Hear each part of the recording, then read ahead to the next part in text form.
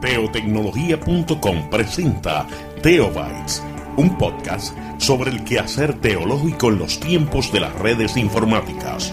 Teobytes. Todos los organismos vivos tienen un ciclo de vida. Nacen, crecen, maduran, envejecen y mueren. Las iglesias, como los organismos vivos, también tienen un ciclo vital. ¿En qué etapa del ciclo de vida se encuentra su iglesia local? ¿Es posible que una iglesia pueda morir? ¿Es posible que una iglesia pueda renovarse? ¿Le preocupa la vida de su comunidad de fe? Hoy en Teobytes. Siéntese a la mesa con nosotros porque este tema será de gran bendición a su vida y a la de su iglesia. Saludos, le habla Jesús Rodríguez Cortés y le doy la bienvenida a esta edición de Teobytes. Gracias por escucharnos. Hoy en Teobytes nos acompaña el doctor Pablo Jiménez Rojas para dialogar sobre el ciclo de vida de una iglesia. El doctor Jiménez es pastor de Iglesia Cristiana Discípulos de Cristo del barrio Espinosa en Dorado, Puerto Rico.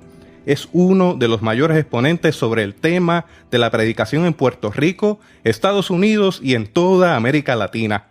Profesor en diversas instituciones teológicas y ha escrito una infinidad de libros y artículos sobre predicación y otros temas relevantes para la iglesia.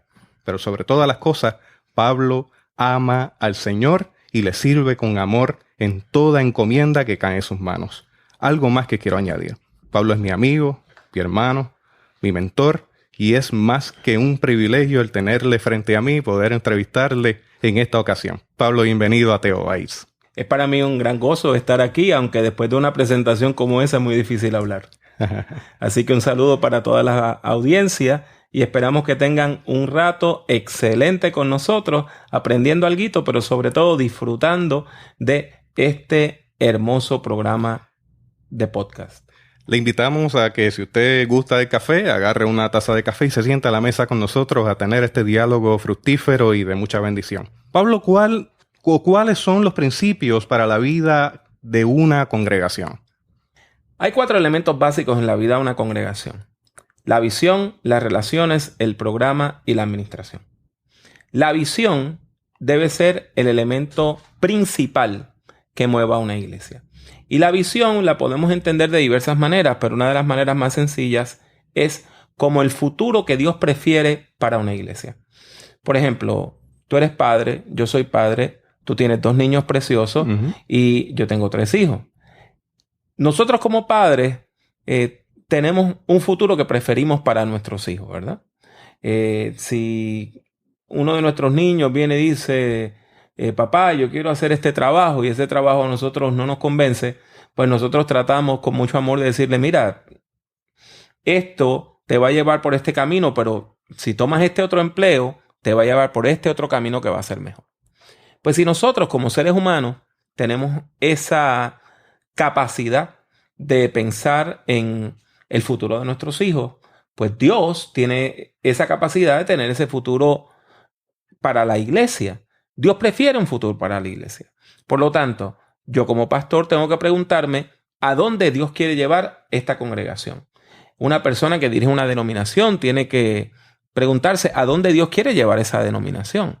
Una persona que está comenzando una iglesia nueva tiene que pensar qué es lo que Dios desea. Ahora, la visión viene a ser el elemento clave. El elemento clave en la vida de una iglesia. De ahí van las relaciones humanas, ¿verdad? Cómo nosotros compartimos los unos con los otros, porque la iglesia es una comunidad. Siempre va a haber algo de conflicto, pero se supone que podamos superar el conflicto. En tercer lugar está el programa, que ahí estamos hablando de las actividades que vamos a llevar a cabo. Y hay distintos tipos de programas. Están los programas que son continuos, como la Escuela Bíblica Dominical, que eso se lleva a cabo todo el tiempo. Hay programas que son de temporada, como las escuelas bíblicas de verano.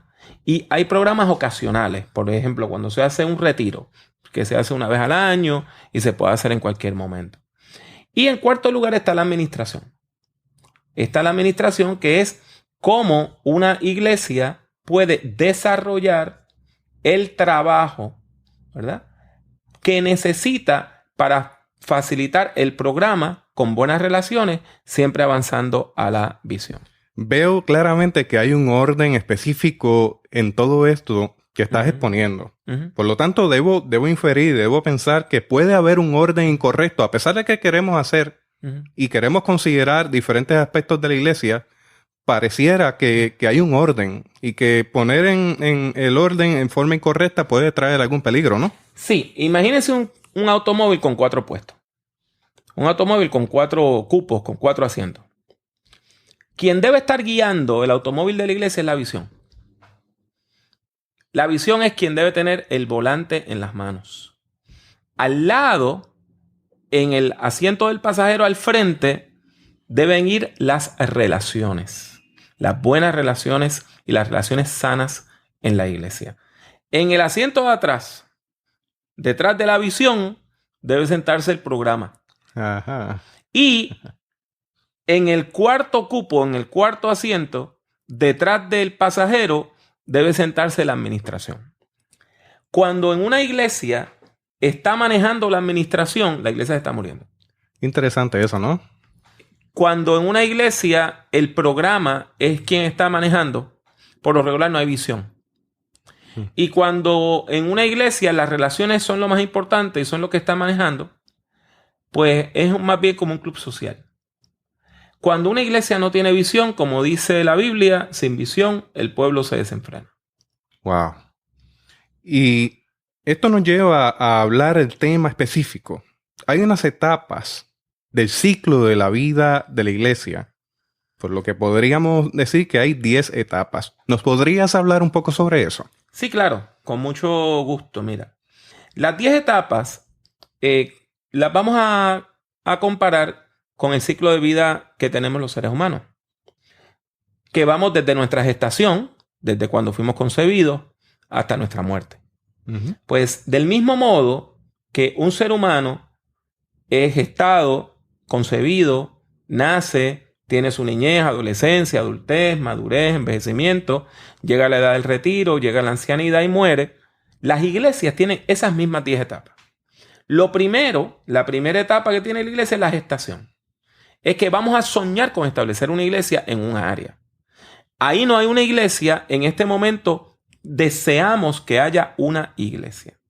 Puede ser que hayan otras iglesias en el sector, pero nosotros estamos concibiendo, gestando, pensando en una iglesia distinta, que tiene una visión distinta a las otras.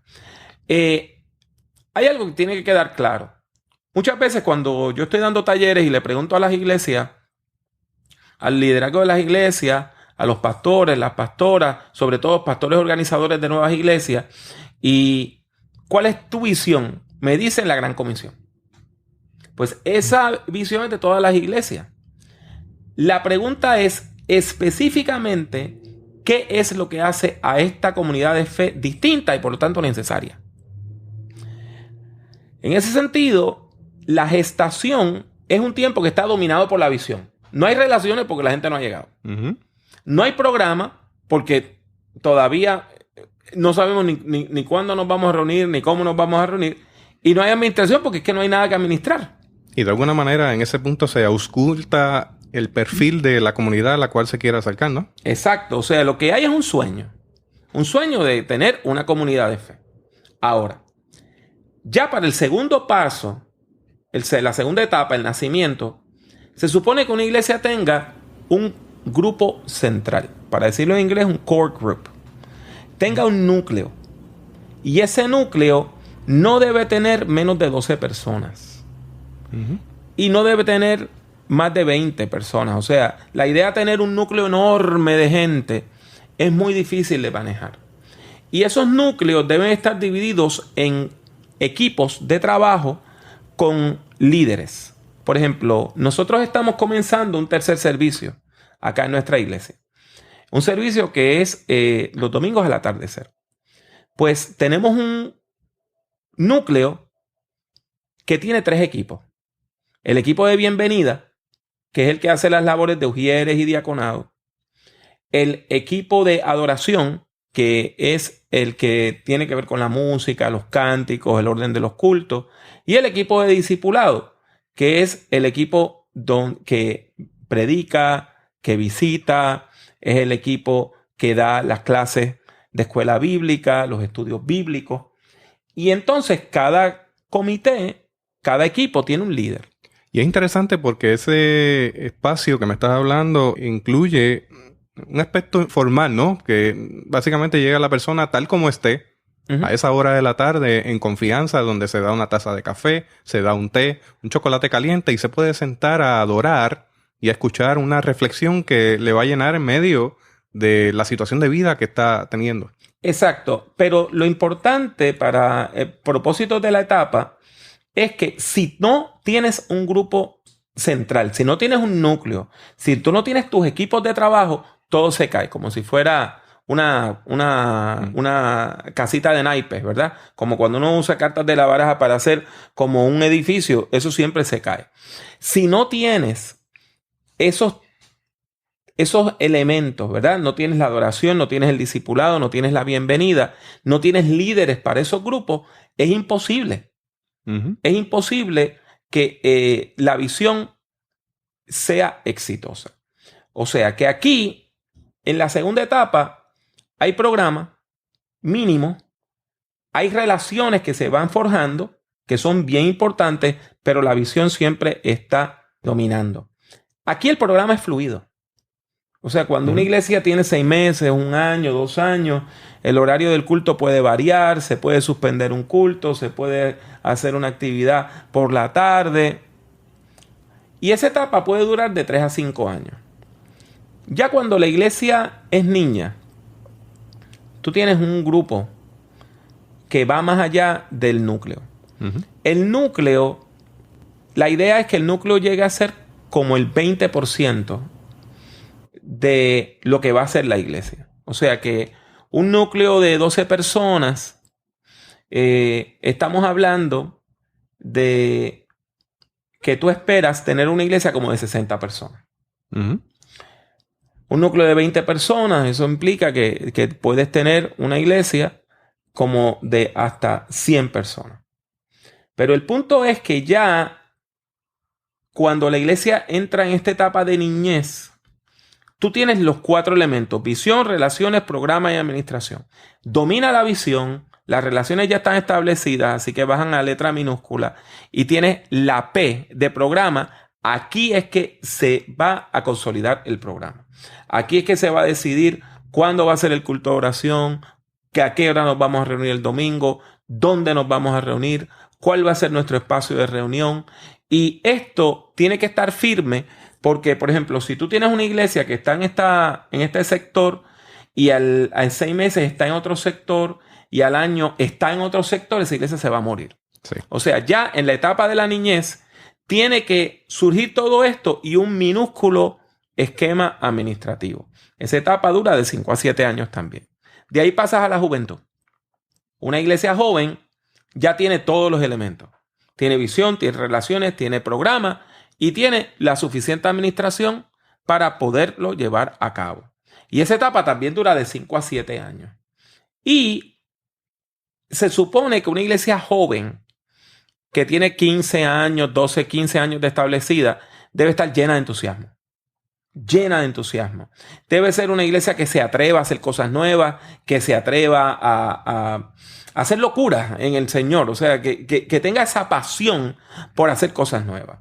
Y ahí llegamos al punto que en realidad es el mejor momento de la iglesia, aunque la mayor parte de la iglesia no se da cuenta.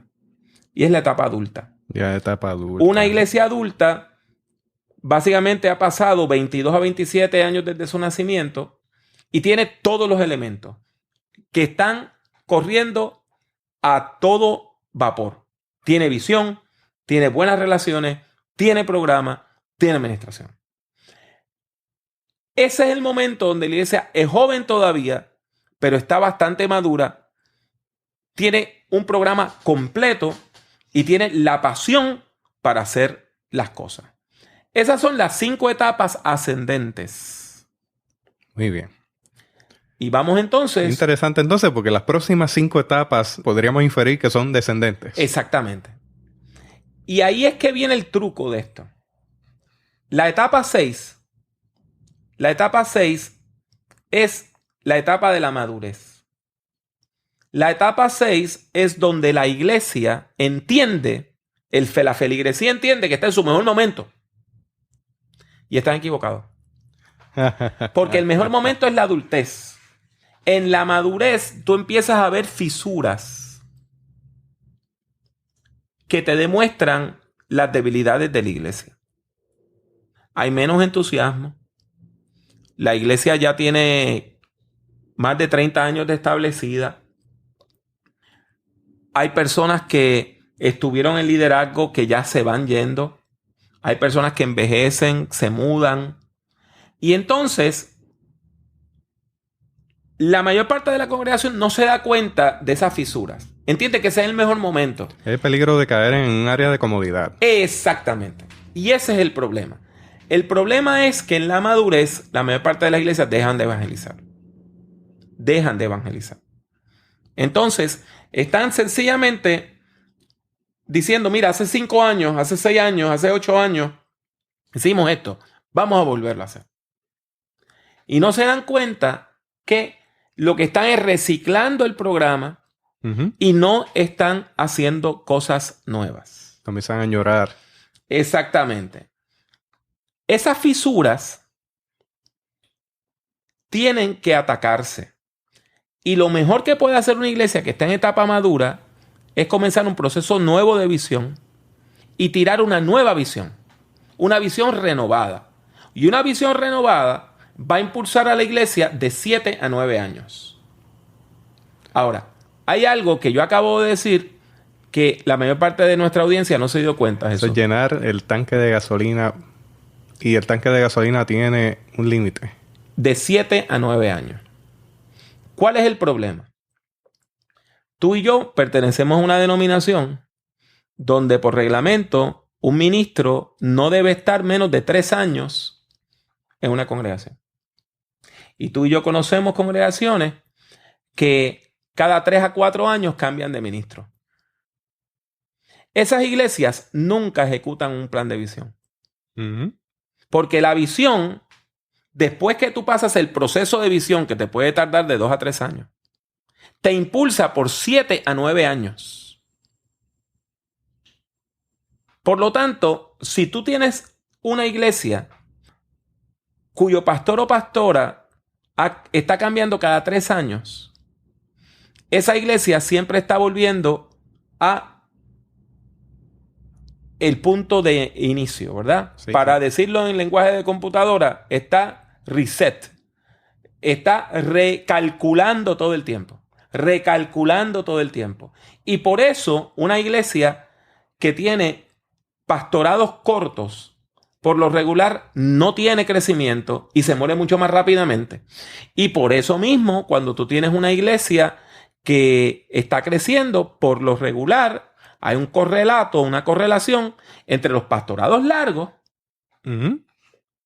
y el crecimiento de la iglesia. Pero no un pastorado largo por ser largo. Es un pastorado largo con una persona visionaria. Muy bien. Una persona que siempre está empujando la visión. Porque puede haber un pastorado de 30 años y no necesariamente darse este proceso del cual estamos hablando. Exactamente. Exactamente. O sea, hay iglesias que pueden tener un pastorado muy largo y morirse con ese ministro como líder. Del mismo modo, hay una iglesia que puede tener un pastorado de 8 años y tener un proceso de revitalización completo. La cuestión es que ese ministro, ese pastor, esa pastora, llegue, desarrolle un plan de visión e implante un plan de visión. Y ese plan de visión le va a impulsar de 7 a 9 años. Y cuando la persona vea que ese plan está quedándose sin gasolina, tiene que iniciar un nuevo plan de visión para la congregación.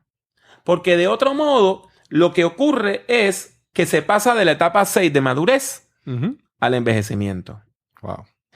Y mira la frase que yo utilizo, que es una frase dura y difícil de escuchar. En etapa 7, la iglesia empieza a envejecer, descuida el programa y se empieza a acostumbrar a la mediocridad. Wow, eso se escucha fuerte. Sí, se empieza a acostumbrar a la mediocridad.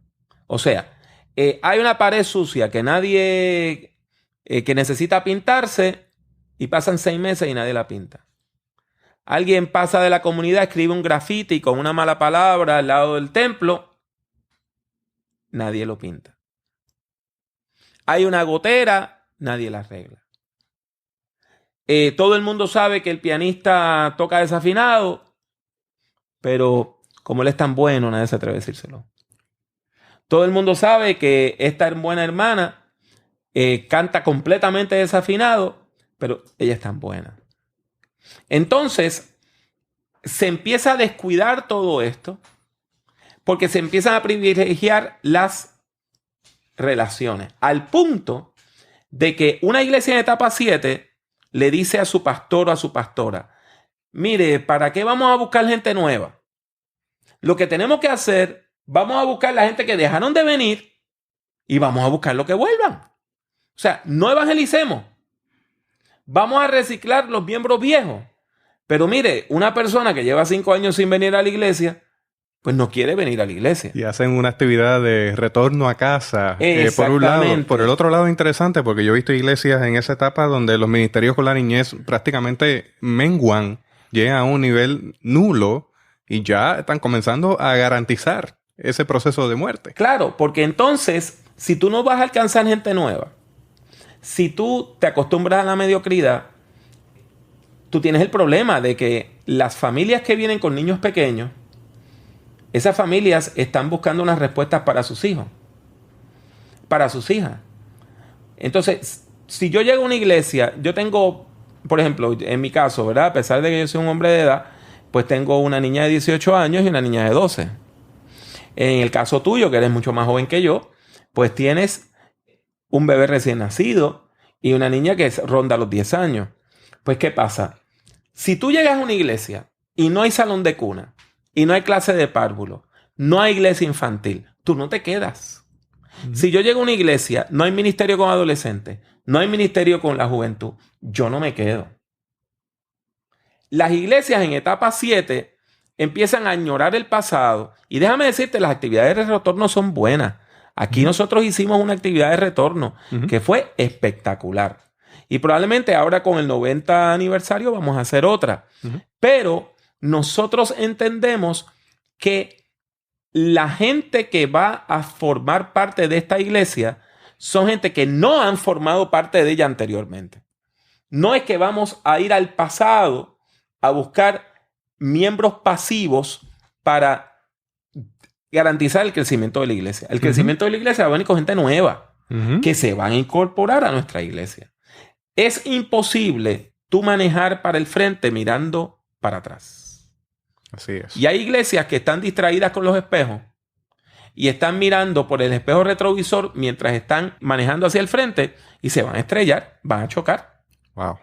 Ahora, de ahí es que empieza, todavía cuando una iglesia está en etapa 6 o 7, es cuestión de ajustes.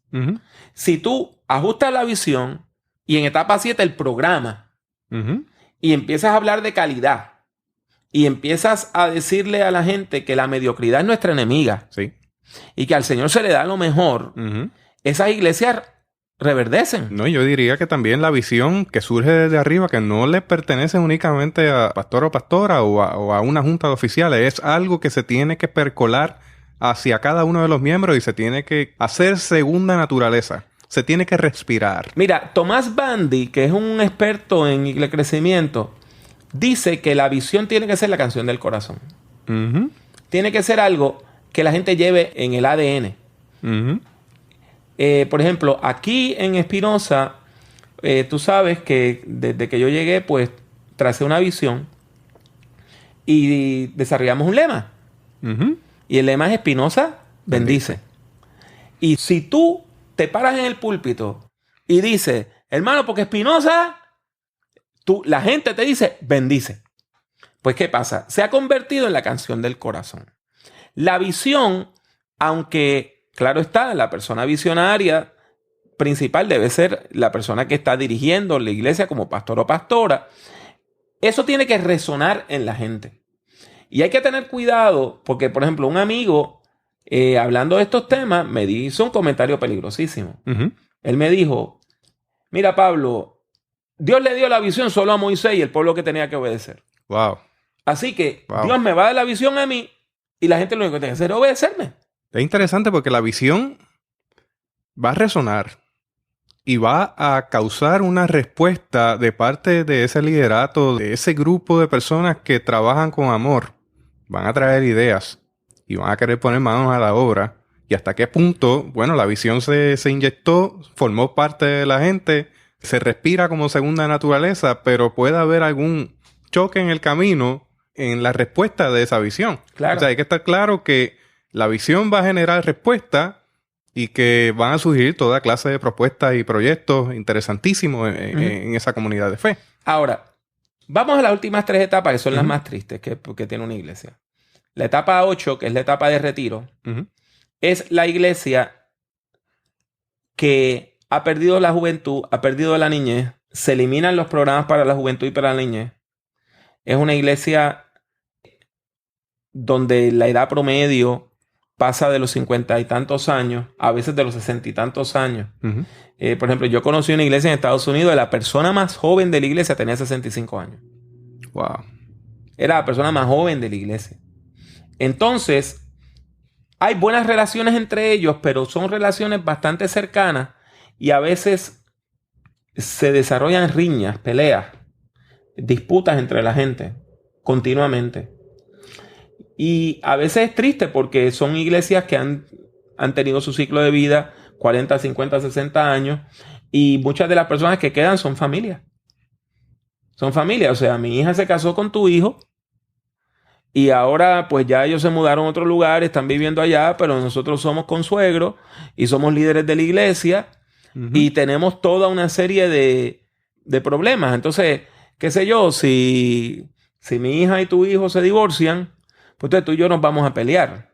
O si mi hija y mi hijo son mi hija y tu hijo son muy felices, pero yo entiendo que mis nietos te quieren más a ti que a mí, pues vamos a tener una pelea en la iglesia. Y un conflicto de familia es un conflicto de iglesia, un conflicto de iglesia es un conflicto de familia. Exactamente. Entonces, como la iglesia ha mermado, tú tienes menos gente. Y tú tienes que los líderes se convierten en guardianes. Y esto es un problema enorme. Cuando tú tienes una iglesia que está en manos de guardianes que entienden que ellos lo que tienen que hacer es sacar los sables para defender la tradición, pues es casi imposible desarrollar esa iglesia. Cuando se llama un nuevo pastor o pastora a esa iglesia, por lo regular se le llama a tiempo parcial. Y si supuestamente es a tiempo completo, se le está pagando como si estuviera a tiempo parcial. Entonces, se le dice, cuando lo llaman, hay que evangelizar, pero en realidad ellos no quieren a nadie nuevo. Ellos lo que quieren es las glorias del pasado. Entonces, los guardianes se oponen a todo lo nuevo. Y cada vez que tú tienes una nueva idea, la respuesta de la gente son 3 frases. No hay recursos para eso. No se puede hacer eso. Y de todos modos, eso nunca se ha hecho así. Entonces, el no hay, no se puede y nunca se ha hecho así, pues mata a los pastores. Y una cosa bien triste, Jesús, es que muchas veces estas iglesias que están en etapas 7 y 8 es a donde se envían los candidatos al ministerio.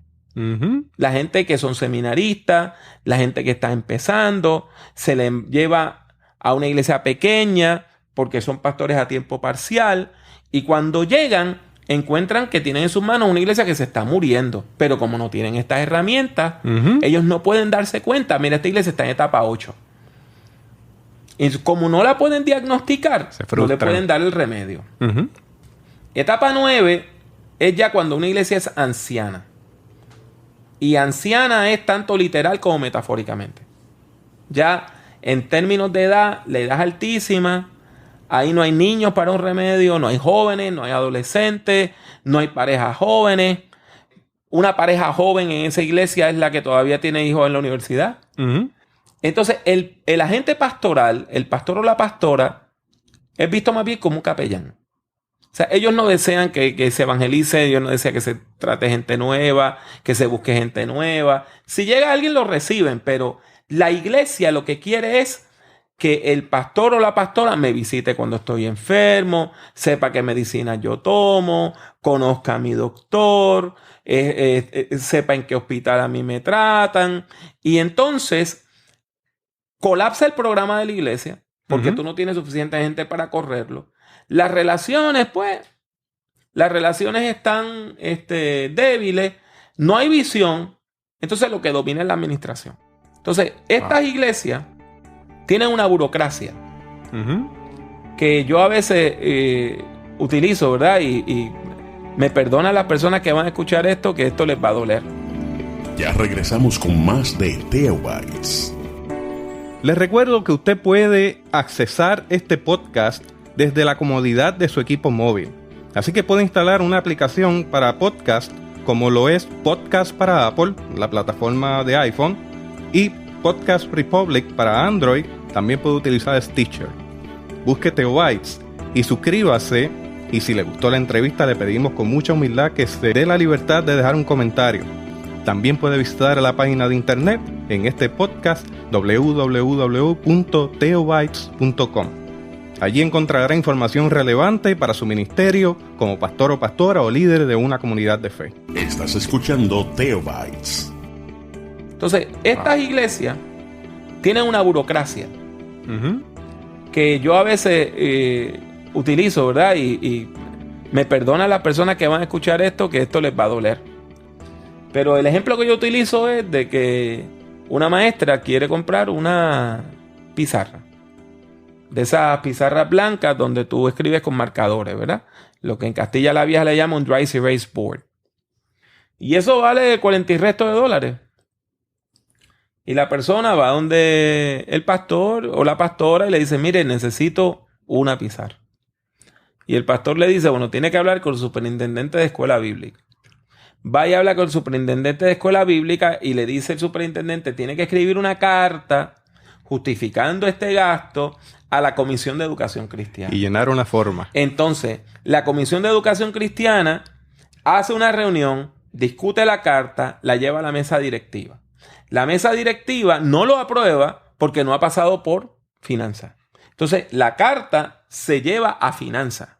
En finanzas, buscan el presupuesto y dicen que sí, que se puede comprar. Entonces, eso vuelve a la mesa directiva en la próxima reunión. Ya han pasado 3 o 4 meses.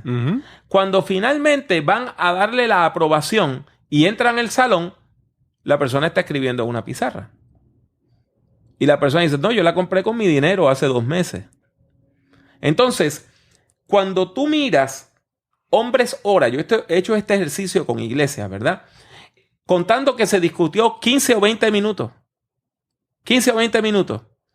En cada reunión, cuando tú multiplicas las horas invertidas por la gente allí, por el salario mínimo promedio, tú gastas más de $200 hombres hora para comprar algo que vale $40.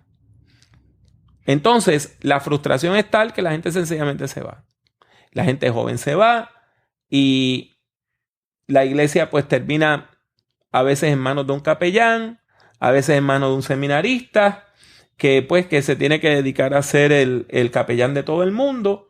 Y llega el momento más triste en la vida de una iglesia, que es el cierre. Ahí la iglesia colapsa, apenas hay 2 cultos, o sea, un culto dominical y un servicio de oración. No hay grupos musicales. Si hay algún músico es porque se le paga para tocar. Y la gente está bien triste. Está de luto porque su iglesia está muriendo. El presupuesto es mínimo. Si el templo tiene deuda, pues a lo mejor se entrega al banco. A lo mejor si el templo está a saldo, se le regala la denominación. Entonces, llega un momento que no hay vitalidad. Entonces, no hay visión, no hay relaciones, no hay programa. Lo que hay es una administración mínima. Pero quiero repetir lo siguiente. Si uno conoce estas 10 etapas y cuando llegas a la etapa 6, 7 y hasta la 8, entras en un proceso de revitalización, la iglesia puede revertir a una nueva etapa de adultez, volver a una etapa 5. O sea que hay esperanza en medio de todo esto que estamos escuchando. Puede sonar fuerte, pero esto es una realidad y si usted es parte de una iglesia, su iglesia va a estar en una de estas partes de los ciclos que hemos hablado. O sea, de los pasos del ciclo de vida de una iglesia. Pablo, ¿qué estrategia le recomendaría a un pastor, a una pastora, a líderes que han identificado a su iglesia en alguna de las etapas que hemos dialogado? Si su iglesia está en etapa de 1 al 5, su iglesia está en crecimiento y está en desarrollo. Si su iglesia está en etapa 6, que es madurez, tiene que actualizar la visión. Actualizar la visión y siempre buscar la excelencia. La búsqueda de la excelencia tiene que ser un sine qua non de la misión de la iglesia. Nosotros no vamos a la iglesia a darle al Señor lo que podamos. Vamos a la iglesia a darle al Señor lo mejor. Uh-huh. Por lo tanto, en etapa 6, que es la madurez, hay que actualizar la visión. Y con actualizar la visión, trazar una nueva visión o actualizar la que tenemos, la iglesia toma impulso por 7 a 9 años. Si estamos en etapa 7, que es envejecimiento, ahí hay que revitalizar la iglesia. Hay que cambiar el programa. Hay que meter un programa nuevo. Y pues a lo mejor hay que cambiar horarios de culto. Quizá hay que abrir un segundo culto los domingos. Una de las cosas que nos dicen los estudios congregacionales y los estudios de crecimiento de la iglesia es que por lo regular una iglesia que comienza un segundo servicio crece por un 20%. Yo solamente conozco una iglesia que comenzó un segundo servicio y fracasó. Uh-huh. Y entonces revirtieron a tener uno nada más. Pero cuando me explicaron cómo funcionó es porque no lo hicieron correctamente. Cuando una iglesia está en etapa 8, que es en la etapa de retiro, uh-huh, hay que ser más drástico. No basta nada más trazar una nueva visión. No basta nada más cambiar y tener un nuevo programa. Hay que renovar la iglesia. uh-huh. Y eso quiere decir que hay que renovar las relaciones. Y hay que ser intencional en mejorar las relaciones. Por ejemplo, una de las cosas que yo hice cuando llegué acá a Espinosa, y tú lo recuerdas, fue que comenzamos un programa que todos los domingos se presentaba una familia. Uh-huh. Para que la gente supieran quiénes eran los miembros de la iglesia. Y fue bien interesante que durante ese proceso, que duró como 1 año y medio, resultó que aquí habían personas que eran familiares y no lo sabían. Había personas que trabajaban en el mismo edificio y no lo sabían. Había personas que habían estudiado juntas y no se reconocían. Uh-huh. Eso es una de las formas que tú tienes de renovar la iglesia, de renovar las relaciones. Ahora, cuando estás en etapa 9 y 10, es bien difícil desarrollar algo nuevo. Cuando estás en etapa 9, hay que reinventar la iglesia. Es como restablecerla. O sea, uh-huh, hay que... No solamente hace falta visión y programa, a veces tienes que cambiarle el nombre a la iglesia. A veces tienes que relocalizar el templo.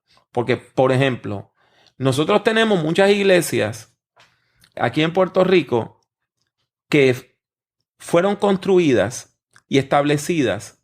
O sea, la iglesia fue establecida, el templo fue construido en los tiempos donde la gente caminaba a pie a la iglesia. uh-huh. Hoy, en Puerto Rico, nadie camina a pie a la iglesia. Cuando digo nadie, me refiero a no hay números significativos de gente Uh-huh. que caminen a la iglesia.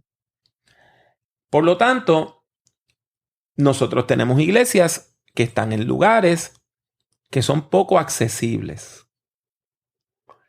Y yo noto la diferencia porque mi iglesia, el templo de nuestra congregación, está en una de las avenidas principales de Puerto Rico, que es la carretera número 2, que es enorme, que cruza todo el norte de la isla, ¿verdad? No hay manera de no verla. Pero ¿qué pasa? Uh-huh. Una de las cosas que ocurre aquí es que 2 o 3 veces al mes nos llega una tarjeta de visita de una persona que decía, pasé por el frente y decidí entrar.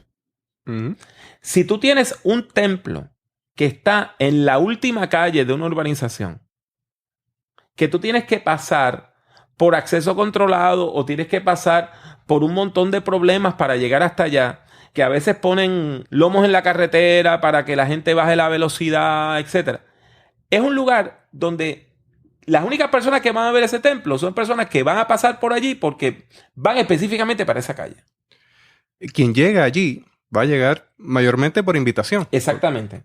O sea, lo que se llama evangelismo pasivo es imposible allí. Uh-huh. O sea, aquí nosotros tenemos un letrero que fue renovado este año, precioso, con letras rojas para que no tengamos tanta contaminación lumínica, pero se ve precioso. Uh-huh. Y la gente pasa y sabe que aquí hay una iglesia. Yo tengo el caso, estamos hablando de 2000, 2001, estando en el estacionamiento de esta iglesia, llegó una joven y dijo, ¿aquí hay un grupo de jóvenes? Sí. Yo estoy buscando una iglesia y yo quiero reunirme aquí. Y esa joven comenzó a reunirse y se convirtió en miembro, se convirtió en una de nuestras líderes extraordinarias, que es Carla Rivera. Uh-huh. Y al día de hoy ella continúa siendo de bendición a diferentes lugares, en diferentes partes de las denominaciones en Puerto Rico. Uh-huh. Una joven que simplemente pasó, vio un grupo de jóvenes en el estacionamiento, preguntó, llegó y se incorporó. Pues fíjate, eso es parte de lo que es reinvención de una iglesia. O sea, a veces tú tienes que preguntarte si estás en el lugar correcto. Y esto es bien triste. Por ejemplo, yo estuve dando consultoría a una iglesia, y cuando digo consultoría fue sin cobrar un centavo, fue sencillamente por amor a la congregación y a su pastora, que están en un lugar por donde no pasa nadie. Es dificilísimo llegar allí. Entonces, mucha gente de la vieja guardia dice, no. Hace 25 años el Señor dijo que este era nuestro lugar. Uh-huh. Sí, pero hoy no estamos en hace 25 años. Hace 25 años era el 1990, no el 2015. La visión se va renovando. Exactamente. Entonces, es importante que la gente entienda que la visión se renueva. Por ejemplo, un amigo en Colombia me estaba hablando de que ellos establecieron una iglesia y se tienen que mudar. Uh-huh. Porque cuando establecieron la iglesia era un área residencial. Y ahora se ha convertido en un parque industrial. Entonces, los domingos lo que hay son edificios cerrados a varias cuadras y lo único que está abierto es la iglesia. Quien llega allí llegará por invitación. No hay buses. Uh-huh. No, el problema es que no hay, la mayor parte de la gente no tiene auto, tiene que ir en guagua, como decimos aquí, en bus. Pues no hay buses, porque ¿para qué tú vas a tener una línea de buses para un lugar donde no hay nada abierto los domingos? Wow. Entonces, ellos están obligados a relocalizarse. Entonces, cuando una iglesia muere, que se murió, pues ahí lo que hay que hacer es resucitarla. Y por lo regular lo que se hace es que se toman los recursos que dejó la iglesia, tales como propiedades, si dejó algo, si tenía algún fideicomiso, alguna cuenta de ahorro, algo que haya dejado la iglesia, y eso se utiliza como la semilla para crear una nueva congregación y establecer una nueva congregación allí. Pero siempre es triste cuando una iglesia muere, siempre es triste. Y se puede evitar. Ahora, hay una cosa que tiene que quedar clara, Jesús. No hay iglesias eternas. La única iglesia eterna es la iglesia universal de Jesucristo como cuerpo cósmico de Cristo. Amén. Pero si tú te pones a ver, ninguna de las iglesias a las cuales el apóstol Pablo les escribió existen hoy. En Éfeso hay iglesias, pero ninguna tiene continuidad histórica con la iglesia a la cual Pablo le escribió. Sí. En Roma ninguna tiene continuidad histórica a la iglesia que Pablo le escribió. Todo bajo otro nombre. En Corinto, ninguna tiene continuidad histórica. O sea, que las iglesias pueden estirar su ciclo de vida, pero eventualmente toda congregación va a tener este arco.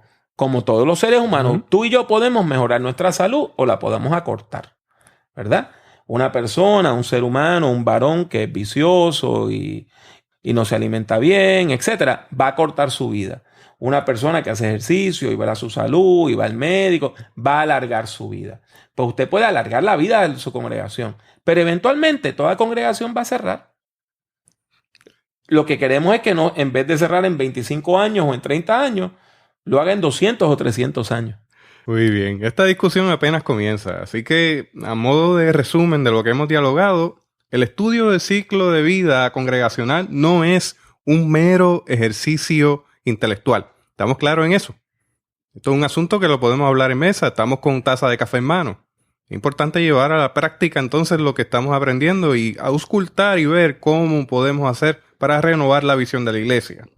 Cada congregación debe determinar entonces dónde se encuentra en el ciclo, de manera que pueda delinear las estrategias necesarias para alcanzar el pleno potencial de desarrollo. Mi hermano y mi hermana, la Biblia nos dice lo siguiente, en Romanos 12, del 2 al 4. No os conforméis a este siglo, sino transformaos por medio de la renovación de vuestro entendimiento, para que comprobéis cuál es la buena voluntad de Dios, agradable y perfecta. Pablo, unas últimas palabras para ir culminando. Sencillamente para decirle a la audiencia que hay todo un área de estudios congregacionales que muchos de nosotros no sabemos ni que existen. Yo personalmente tengo más de 100 libros de estudios congregacionales y son temas bien interesantes. A veces pues nos encontramos un poquito áridos, pero es bien importante que todas las personas que son líderes de iglesia, sobre todo los agentes pastorales, pastores y pastoras, le den prioridad al estudio de los estudios congregacionales. ¿Cómo son las dinámicas de iglesia? Y es importante que usted no se limite a un solo libro. Es importante que usted estudie estos elementos, porque de otro modo usted va a estar reinventando la rueda. Si la rueda ya está hecha, ¿por qué usted la va a inventar? Pues mire, si hay personas que se dedican a estudiar, por ejemplo, por qué mueren las iglesias, hay estudios sobre por qué mueren las iglesias, hay estudios que te hablan de por qué una iglesia se puede revitalizar o no. Hay estudios, o sea, todo esto que yo he traído, pues hay investigación detrás y hay varios libros que usted puede ver. Así que es importante prestarle atención a esto de los estudios congregacionales y no sencillamente decir, bueno, no, si es del Señor va a crecer. Claro que si es del Señor va a crecer, pero si usted tiene la técnica correcta, pues entonces puede crecer de manera más eficiente. Eso es lo primero. Y en segundo lugar, que aquellas personas que quieran ver un poquito más de nuestros escritos, de nuestros estudios, las grabaciones que tenemos, pues las 3 formas más fáciles de contactarnos es primero visitando nuestra página en internet www.drpablojimenez.com. Doctor abreviado por DR, Pablo y Jiménez con J y con Z, ¿verdad? drpablojimenez.com. En segundo lugar, nuestro canal de YouTube, que ya pasó de 2.1 millones de videos vistos. Wow. Ahí, si usted va a YouTube y pone Dr. Pablo Jiménez, va a acceder a nuestro canal.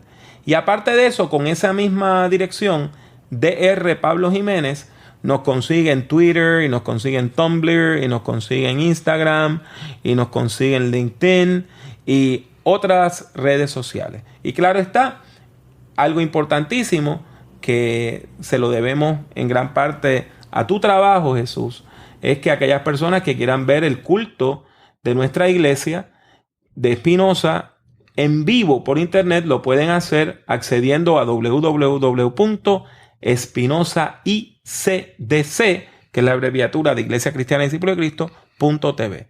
Por lo tanto, www.espinosaicdc.tv.